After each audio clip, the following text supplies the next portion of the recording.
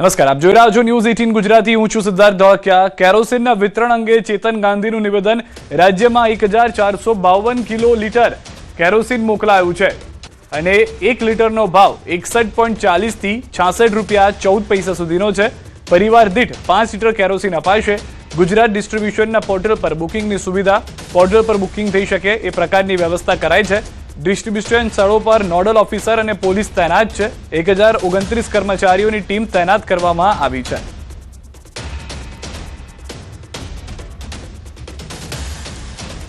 Kerosene का allotment हुआ है जो हमारे गुजरात स्टेट में 1452 KL अलॉटमेंट किया गया है। हर एक डिस्ट्रिक्ट को उसके हिसाब से उसको प्राइस डिसाइड करनी रहती है। सारे जिलों की एवरेज कॉस्ट 61 रुपये 40 पैसे से लेके 66 रुपये 14 पैसे, मतलब 61.40 से लेके 66.14 पर लीटर प्राइस आई है। तो वो ट्रांसपोर्टेशन और बाकी सबको इंक्लूड करके जो केरोसिन का अलॉटमेंट रहेगा इन एडिशन टू एलपीजी, तो वो पर फैमिली 5 लीटर रहेगा। और अगर कोई इंस्टीट्यूशन है तो पर इंस्टीट्यूशन 25 रुपीज़ रहेगा। इसके लिए अप्लाई होने के लिए एक ऑनलाइन प्लेटफॉर्म तैयार कर दिया गया है। तो पेट्रोल और डीजल ने लईने महत्वना समाचार। इंडियन ऑयल कॉर्पोरेशन द्वारा खुलासो, पेट्रोल डीजलनी अछत मात्र अफवा हती। आईओसीना नोडल ऑफिसर संजीव बेहराનું નિવેદન। રાજ્યમાં પેટ્રોલ ડીઝલની કોઈ અછત નથી।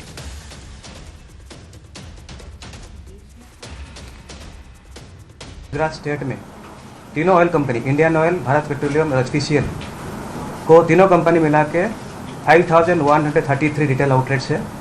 और सारे आउटलेट्स में जो डीजल और पेट्रोल सफिशिएंट क्वांटिटी में अवेलेबल है।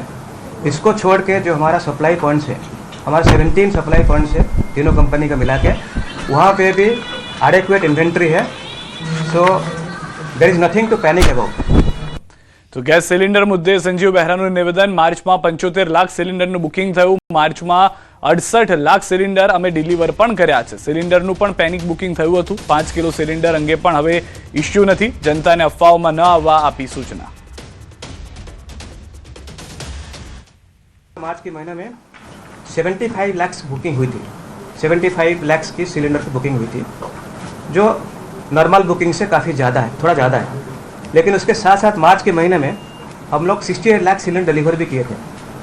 ऑलमोस्ट जितना बुकिंग हुआ था ऑलमोस्ट उतना कि थोड़ा सा कम बुकिंग डिलीवरी किया था। हम लोग 5 kg सिलेंडर्स 23 मार्च से लेके 4 अप्रैल तक करीब 74,000 5 kg सिलेंडर गुजरात मार्केट में दिए।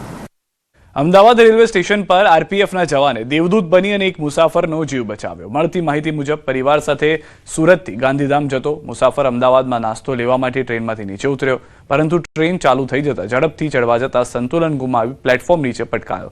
આ સમયે આરપીએફના સતર્ક જવાનોએ પ્લેટફોર્મ નંબર 1 પર તરત જ દોડી જઈ મુસાફરને બચાવી લીધો। સમગ્ર ઘટના સીસીટીવીમાં કેદ થઈ છે।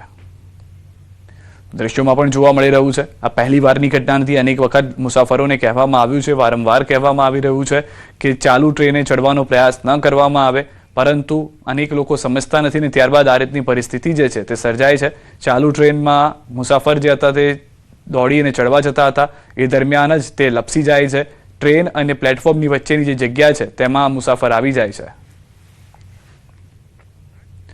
વાપી રેલવે સ્ટેશન પર આરપીએફના જવાનો વધુ એક વખત દેવદૂત બન્યા હોવાની ઘટના સામે આવી છે। મેંગલુરુ જંકશનથી સુરત તરફ જઈ રહેલી special train Vapi railway station પર પહોંચી થોભી હતી। આ દરમિયાન એક યાત્રી સુરત જવા માટે આ ટ્રેનમાં સવાર થયા। જો કે ટ્રેન ચાલુ થયા બાદ જાણવા મળ્યું કે આ ટ્રેનમાં તેઓને બેસવાનું જ નહોતું। આથી તેઓ ચાલુ ટ્રેનમાંથી નીચે ઉતરવાનો પ્રયાસ કરી રહ્યા હતા, જે દરમિયાન તેઓ અચાનક નીચે પટકાયા અને પ્લેટફોર્મ અને ટ્રેનની નીચે વચ્ચે આવવાની શક્યતા હતી, પરંતુ એ વખતે જ પ્લેટફોર્મ પર ફરજ પર તૈનાત આરપીએફ જવાને તાત્કાલિક યાત્રીને બચાવી મુસાફર જે હતા તેમનો જીવ બચાવી લીધો। હાલ અકસ્માતની ઘટના સીસીટીવીમાં કેદ થઈ છે। સોશિયલ મીડિયામાં ભારે વાયરલ થઈ રહ્યો છે।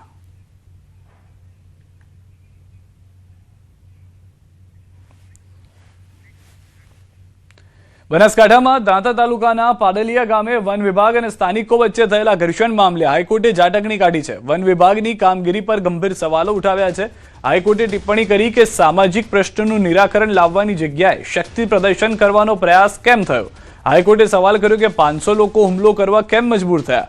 પોલીસ પ્રોટેક્શન સાથે રોપા વાવવાની જવાની જરૂર શું હતી અને એક્ઝિક્યુટિવ મેજિસ્ટ્રેટને સાથે કેમ લઈ જવામાં આવ્યા તે મુદ્દે પણ સ્પષ્ટતા માંગવામાં આવી। કોર્ટે એ પણ પ્રશ્ન કર્યો કે શું વન વિભાગે અગાઉ કલેક્ટરને સ્થાનિકોની સમસ્યાની જાણ કરી હતી કે નહીં। હાઈકોર્ટે નોંધ્યું કે સ્થાનિકોને સમજાવવાની જગ્યાએ પોલીસ બળનો ઉપયોગ કરવો યોગ્ય નથી। આ સમગ્ર મામલે વન વિભાગના ઉચ્ચ અધિકારીઓ પાસેથી જવાબ માંગવામાં આવ્યો છે અને આગામી સુનાવણી 13 એપ્રિલે હાથ ધરાશે।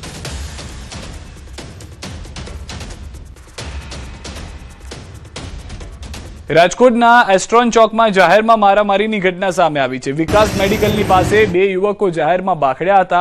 જાહેરમાં મારામારીનો વિડીયો સામે આવ્યો છે। બે યુવકો વચ્ચે અચાનક બોલાચાલી બાદ મારપીટ થઈ હતી, જે બાદ લોકોનું ટોળું એકઠું થઈ ગયું હતું।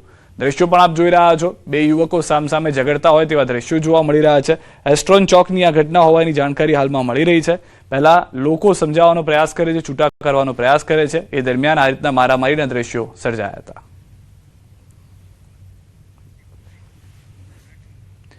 પોરબંદર માટે આજનો સોમવાર ગોજારો સાબિત થયો છે, જ્યાં એક જ દિવસે બે અલગ અલગ અકસ્માતો કુલ 5 લોકોના મોત નીપજ્યા છે। સવારે બે બાઇક વચ્ચે થયેલા અકસ્માતમાં 4 યુવાનોના મોત થયા, જ્યારે બપોરે ખાપટ કોલીખડા રોડ પર સ્કૂલ રિક્ષા પલટી જતા 7 વર્ષના બાળકનું દુઃખદ મોત નીપજ્યું। પરીક્ષા આપવા જતા સમયે બનેલી આ ઘટનાથી પરિવાર પર આભ તૂટી પડ્યું, જ્યારે અન્ય એક બાળકને ઈજા પહોંચી હતી। અકસ્માતનું કારણ રસ્તા પર અચાનક પશુ આવી જતા ડ્રાઈવરે બચાવ કરવાનો પ્રયાસ કરતા રિક્ષા પલટી મારી હોવાનું સામે આવ્યું છે। આ ઘટનાને સમગ્ર વિસ્તારમાં ચકચાર જગાવી ચૂકી છે અને રસ્તા પર ઢોરના મુદ્દે તંત્રની બેદરકારી સામે લોકોમાં રોષ ફાટી નીકળ્યો છે। 5 યુવાનોને ગંભીર ઈજા થઈ છે, એમાં 3 વાલ્મીકી સમાજના 2 અને 1 ખારવા સમાજનો એક્સપાયર્ડ છે। એક ખારવા સમાજનો યુવાન છે એ ગંભીર ઈજા સાથે રાજકોટ રિપોર્ટ કર્યો। બીજો એક યુવાન છે વાલ્મીકી સમાજનો, એને ગંભીર ઈજા નથી પણ એક પણ સારવારે થશે। સાબરકાંઠાથી સમાચાર। હિંમતનગર વિજાપુર હાઈવે પર અકસ્માત થયો છે। દેરોલ પાસે અકસ્માતમાં એકનું મોત થયું છે। ટ્રેક્ટર અને કાર વચ્ચે સર્જાયો છે ગમખ્વાર અકસ્માત। પૂર ઝડપે જતી કાર ટ્રેક્ટર પાછળ ઘૂસી ગઈ હતી। ટ્રેક્ટર ચાલકનું ટાયર નીચે આવી જતા મોત થયું છે। અકસ્માતમાં 2 લોકો ઘાયલ થયા છે, સારવાર માટે ખસેડાયા છે। તો 2 લોકો ઘાયલ જે થયા તુરંત સારવાર માટે મોકલવામાં આવ્યા હતા। હિંમતનગર વિજાપુર હાઈવે પર આ ભયાનક અકસ્માતના દ્રશ્યો પણ આપ જોઈ રહ્યા છો। દેરોલ પાસે અકસ્માતમાં એક વ્યક્તિનું તો ઘટના સ્થળે જ મોત નીપજ્યું હોવાની જાણકારી છે। ટ્રેક્ટર અને કાર વચ્ચે અકસ્માત સર્જાયો હોવાની જાણકારી મળી રહી છે। સાબરકાંઠામાં અમદાવાદ ઉદયપુર નેશનલ હાઈવે પર અકસ્માત થયો છે। ટ્રકે બાઇકને ટક્કર મારતા ચાલકનું ઘટના સ્થળે જ મોત થઈ ગયું છે। અન્ય 2 લોકો ઘાયલ થતા સારવાર અર્થે ખસેડાયા છે। ગાંભોઈમાં રણાસણ ચોકડી નજીક આ ઘટના બની હોવાની જાણકારી મળી રહી છે। જૂનાગઢ શહેરના કડિયાવાડ વિસ્તારમાં 2 દિવસ પહેલા જર્જરિત એપાર્ટમેન્ટનો કાટમાળ પડતા એક મહિલાને ગંભીર ઈજા પહોંચી હતી। બીજી તરફ રસ્તા બિસ્માર હોવાથી એમ્બ્યુલન્સ પણ જઈ શકી ન હતી। જર્જરિત ઇમારતો અને બિસ્માર રસ્તાને કારણે ત્રાહિમામ પોકારી ઉઠેલા વેપારીઓએ કડિયાવાડ બજાર સજ્જડ બંધ કરીને ધરણા કર્યા અને મહાનગરપાલિકાના અધિકારીઓ અને કોર્પોરેટર સામે નારાજગી વ્યક્ત કરી। ઘટનાની જાણ થતાં ધારાસભ્ય સંજય કોરડિયા ધરણા સ્થળે પહોંચ્યા હતા અને વેપારીઓની વાત સાંભળી હતી અને ગણતરીના દિવસોમાં જ કામગીરી રસ્તાની પૂર્ણ કરવાની ખાતરી આપી। બાદમાં મનપાના અધિકારી અને કોન્ટ્રાક્ટરોને આડે હાથ લીધા અને તાત્કાલિક રસ્તા અને જર્જરિત ઇમારતોની કામગીરી શરૂ કરવાની કડક સૂચના આપી હતી। 3 દિવસ પહેલા કડિયાવાડમાં લક્ષ્મી એપાર્ટમેન્ટ ઉપરથી એક કાટમાળ પડેલો હતો, જે એ કાટમાળ મારા ધર્મપત્ની ઉપર પડેલો હતો। તેને આજે 22 ટાંકા આવેલા છે, હાથમાં 8 થી 10 ફ્રેક્ચર છે, જેનું ઓપરેશન આજે છે। કડિયાવાડના તમામ રસ્તા ખરાબ છે।